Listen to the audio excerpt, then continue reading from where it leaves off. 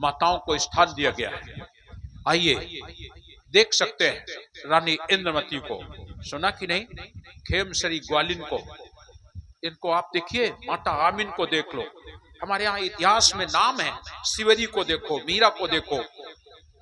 माताओं को जो लोग तिरस्कार करते हैं, ये कबीर पंथ में बुरा माना जाता है। नारी निंदा ना करो, नारी नर की खान, नारी निंदा ना करो, नारी नर की खान, और नारी से नर होते हैं ध्रुव प्रहलाद समान। इसलिए नारी कभी निंदक नहीं, निंदनीय नहीं है। आप अपने आप की जो नारी है उसको समझने का प्रयास करो। सबके अंदर इच्छा रूप नारी अवतारी, दास नाम गायत्रीधारी, सबके अंदर वो इच्छा बैठी हुई है। तो आज स्वप्न सुदर्शन को समझाते हुए साहब बोले, हम तो आए हैं सबका उद्धार करने के लिए, जो आए चले हमारे साथ, जो कोई चाहे अपना उद्धार चले। लेकिन फिर भी स्वप्न सुदर्शन हाथ जोड़ के बोले, नहीं नहीं, आपसे मेरी प्रार्थना है कि मेरे पिताजी को जरूर, माता पिता को जरूर ले आए, होना भी चाहिए। हम सबका फर्ज बनता है कि अपने बूढ़े माता पिता को, उनका भी उद्धार हो, उनका भी कल्याण हो। अगर हमें रास्ता मिल गई है तो हम माता पिता का भी उद्धार करें, ये हमारा फर्ज बनता है। और अगर माता पिता को रास्ता मिल गई है तो अपने बेटे को भी रास्ते में लगाएं, यही नियम कहता है। लेकिन आज ऐसा हो नहीं रहा है, आज ऐसा नहीं हो रहा है। पहले ऐसा ही होता था। मैंने अभी आपको 20 की कथाओं में सुना दिया है कि पहले पिता जो होते थे अपने बेटे को अपने ही समय में नाम दान दिला दिया करते थे। आज हमारे बच्चे कहते हैं, अब पिताजी तो ले, अब हम कैसे ले लें, अभी कैसे ले लें। नामदान का महत्व नहीं समझते हैं, नामदान का महत्व नहीं समझते हैं। इसलिए अबे नहीं, अबे हमें बहुत कुछ करेगा। अरे करो, क्या कहते, गुरु महिमा अगर पढ़ोगे तो मैं इसमें स्पष्ट किया गया, गुरु बिन होम यज्ञ जो साधे, औरो मन 10 पातक बांधे, बिन गुरु दान पुण्य जो करही, मिथ्या होए कबो नहीं भलही। बिना गुरु के ओम यज्ञ भी करते हो तो भी फलदायी नहीं होगा, दान भी करते हो तो भी नहीं फलदायी होगा। इसलिए जब आप यज्ञ करवाते हैं तो वहां पर भी चाहे 1 घंटा के लिए वो नाम दान हो जाता है आपको, चाहे उसी दिन, क्योंकि बिन गुरु होम यज्ञ जो बिना गुरु के होएगा नहीं, समस्या ये है। इसलिए जो पुरोहित होता है, जो वेद मंत्र पढ़ते हैं, वो उस समय तुम्हारे गुरु बन के करते हैं, गुरु बन करके करते हैं। बाद में भले ही आप उन्हें नहीं मानते गुरु, लेकिन बिन गुरु होम यज्ञ जो करही, मिथ्या होय कबो नहीं फलही। बिन गुरु दान पुण्य जो करही, उसका भी फल नहीं प्राप्त होता है। गुरु अनिवार्य होता है, गुरु करना चाहिए। संसार में जितने भी महापुरुष आए सबने गुरु किया। ब्रह्मा गुरु अग्नि को कीना, ब्रह्मा जी ने गुरु किया अग्नि को। होम यज्ञ जिन आज्ञा दीना, वशिष्ठ मुन गुरु किए रघुनाथा, भगवान राम ने वशिष्ठ को गुरु किया। इसलिए इनको देख लो, साहब कह रहे ब्रह्मा गुरु अग्नि को कीना, होम यज्ञ जिन आज्ञा दीना, वशिष्ठ मुन गुरु किए रघुनाथा, पाए दर्शन भये सनाथा, कृष्ण गए दुर्वासा शरणा। भगवान कृष्ण दुर्वासा ऋषि को गुरु किया। कृष्ण गए दुर्वासा शरणा, पाए भक्ति जग तारन तरना, धीमर शिक्षा नारद पाए। नारद बाबा परम संत और तुम धीमर का गुरु बनाए, भगवान कृष्ण के उससे, भगवान विष्णु के उससे। धीमर शिक्षा नारद पाए, 84 सो तुरत बताए, गुरु कहे सोई है साचा, बिन परिचय सेवक है कांचा। गुरु समृत है सबके पारा, गुरु शरणन उतरे भव पारा, कहां कबीर गुरु आप अकेला, और 10 अवतार गुरु के चेला। राम कृष्ण से को बड़ा, उन्होंने तो गुरु की, और 3 लोग के वो धनी गुरु आगे आधे। साहब बतला रहे हैं, हे सुपर सुदर्शन, तुम कह रहे हो मैं तुम्हारी बात सुन रहा हूं, लेकिन हम वो तुम्हें बताए दे रहे हैं कि हम अपना काम करेंगे और अगर उनको आना है तो निश्चित। लेकिन उन्होंने पुनः निवेदन किया, नहीं साहब, दया कर दे और आप मेरे माता पिता को ले आए। सुपर सुदर्शन तो लोग को चले गए। फिर धर्मदास साहब पूछते हैं, माता पिता की कैसे मुक्ति हुई? तो कहते हैं उन्होंने भंगी का तन धारण किया था, वो तन में साहब का उपदेश नहीं माना। सुपर सुदर्शन के माता पिता ने साहब का भंगी तन में होकर के भी उपदेश नहीं माना। इसके बाद वो वहां से समझाते रहे, खूब समझाया, लेकिन नहीं माने। अंत में उन्हें ब्राह्मण तन मिला। सुपर सुदर्शन के माता पिता की मृत्यु हुई और फिर उन्हें ब्राह्मण तन में आए। और जब ब्राह्मण तन में आए तब भी नहीं माने।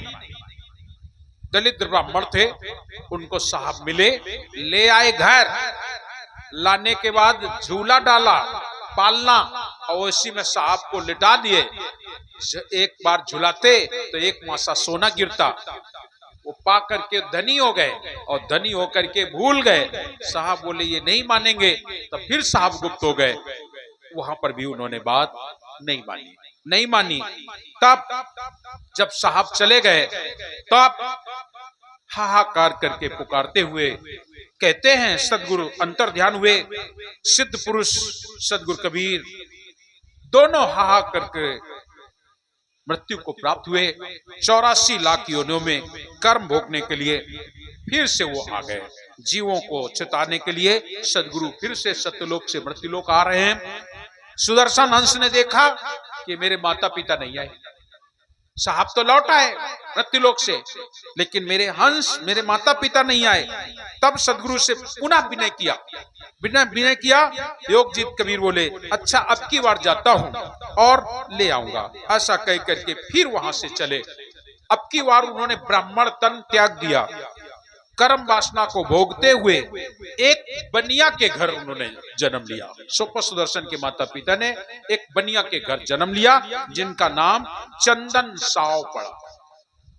नीरू का नाम पड़ा चंदन साव और माता का नाम सती नारी पड़ा। दोनों का भोग विवाह हो गया। दोनों को विवाह हुआ, उनके पुत्र नहीं थे, दोनों को पुत्र नहीं पैदा हुआ। खूब दान पुण्य किया करते थे। किसी ने उन्हें बता दिया था कि सूर से पुत्र मांगो। दुनिया के लोग तो ऐसे ही बताते ना। तो वो बेचारी रोज सूर को अर्घ देती और अपना आंचल फैलाती और सूरदेव से कहती, हे सूरदेव, मुझे एक बेटा दे दो, मुझे एक बेटा दे दो।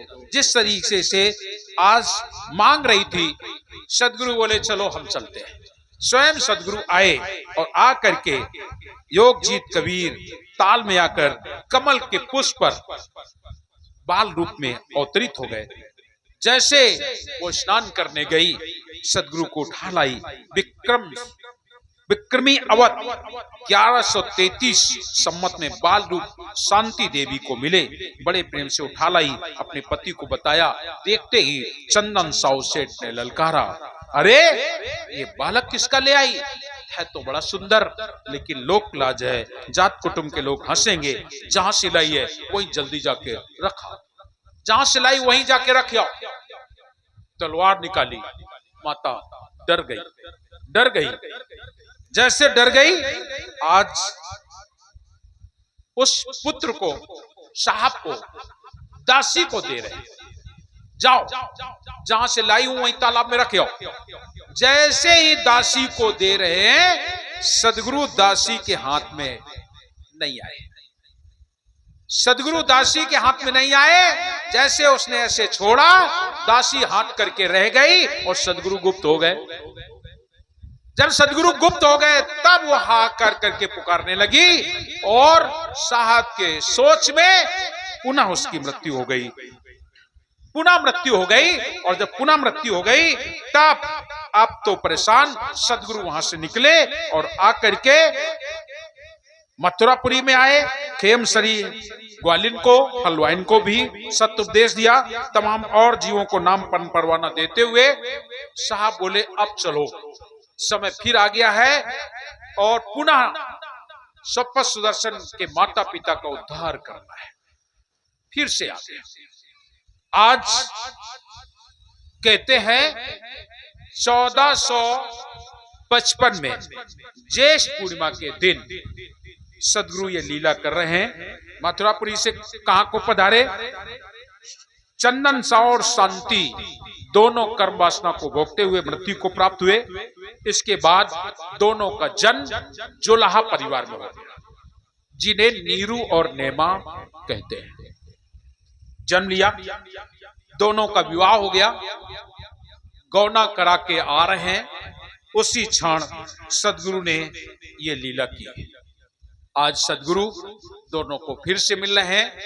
समय प्रातःकालीन है।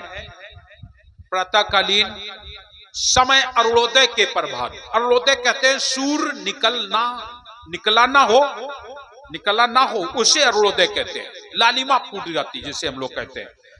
उस समय पर दोनों चले आ रहे हैं। गर्मी का समय है। उस समय पैदल रास्ताएं होती थी, बैलगाड़ी होते थे। माता को गौना करा के ला रहे हैं। उनको प्यास लग गई।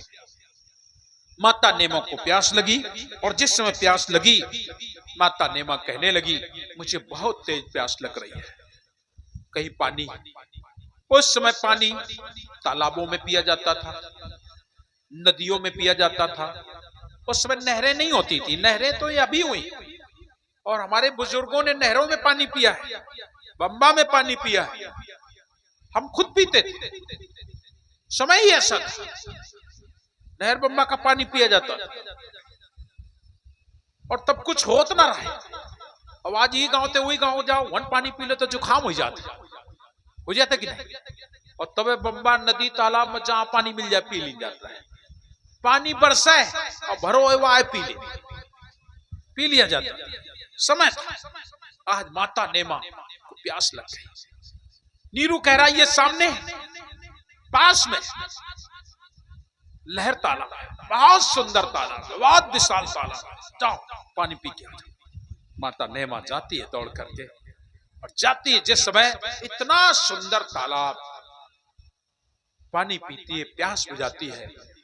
मोर पपिया कलरव गान कर रहे हैं, भौरे गुंजार कर रहे हैं, चिड़िया चहचा रही हैं, बेला चमेली के फूल खिले हुए हैं, मंद मंद हवा चल रही है।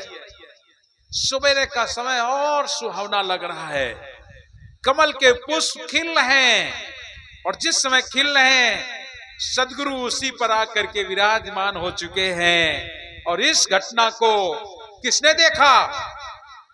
इस घटना को देखने वाला भी एक है। कौन? अष्टानंद बैठे थे ध्यान लगाए, उनकी आंखों को चकाचौंध बनाते देखा। हमने सदगुरु तुम्हें सतलोक से आते देखा। अष्टानंद बैठे थे ध्यान लगाए, उनकी आंखों को चकाचौंध बनाते देखा। जिसमें साहब आए हैं तो अष्टानंद गायत्री तर्पण के लिए वहां बैठे थे। उनके तेज प्रकाश को देख करके जिस समय साहब आए, प्रकट हुए, तो अष्टानंद की आंखें चौंधा गईं, चकमका गईं। जिस समय आंखें चौंधियाई, आंखें खोला, तेज प्रकाश गायब। जा करके उन्होंने अपने गुरुदेव रामानंद जी से बताया कि आज एक इतना तेज प्रकाश, हमारी आंखें चकाचौंध हो गईं, हम अपनी आंखों से देख नहीं पाए, इतना तेज प्रकाश कैसा है गुरुदेव? तो गुरुजी बोले कोई ना कोई कारण है, कोई शक्ति का आगमन हुआ है। इतना ही पहले के लोग जानते थे, जरूर ही कोई अलौकिक शक्ति है। अगर तुमने ऐसा देखा है तो अभी कुछ ही समय में आपको ये जानकारी मिल जाएगी वो क्या है। इधर से माता नेमा आ गई हैं, इधर अष्टानंद तो चले गए अपने गुरुजी के पास बात करने लगे, और इधर माता नेमा ने पिया पानी, और पानी प्यास बुझा करके सरोवर की सुंदरता निहारने लगी। मंद मंद हवा चल रही थी, ठंडक लग रही थी, आनंद ले रही थी। और उसी समय में सदगुरु कबीर साहब ने किलकारी मारी, और जैसे किलकारी मारी, किलकारी की आवाज पड़ते हुए माता नेमा कहती है, बालक की आवाज है। कहीं बालक की आवाज नजर आई है, चारों तरफ निहारती है, और जब निहारती है तो उसे कमल के पुष्प पर सदगुरु कबीर साहब के दर्शन होते हैं। जिस समय सदगुरु कबीर साहब के दर्शन होते हैं, प्रिय सज्जनों, माता नेमा अपने आप को रोक नहीं सकी।